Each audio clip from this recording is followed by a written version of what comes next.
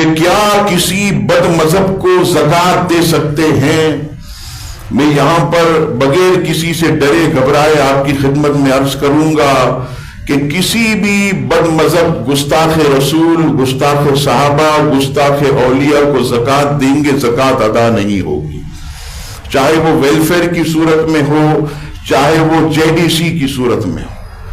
یہ گستاخ صحابہ ہیں، صحابہ کو گالیاں دیتے ہیں۔ میں نے کئی مرتبہ اس کی وضاحت کی ویڈیو موجود ہے، فاروق اعظم کا نام سن کر جو ہے اس کی آواز بند ہو گئی، اور میں ان لوگوں کی بھی مذمت کرتا ہوں کہ جو وہاں جا کر ان کی حوصلہ افزائی کرتے ہیں۔ آپ JDC کا پورا شیڈول پڑھیں تو آپ کو پتہ چلے گا، امام باڑوں کا قیام، شیعہ ذاکروں کی امداد، شیعوں کے مدارس، آپ بتائیے یہ تو معاذ اللہ ثم معاذ اللہ گستاخ صحابہ کی مدد کرنے کے برابر۔ جو لوگ ممبر پر بیٹھ کر ہماری والدہ حضرت عائشہ صدیقہ کو گالیاں دیتے ہیں، کیا ہم انہیں اپنی زکوٰۃ دیں؟ ہم انہیں اپنا فنڈ دیں؟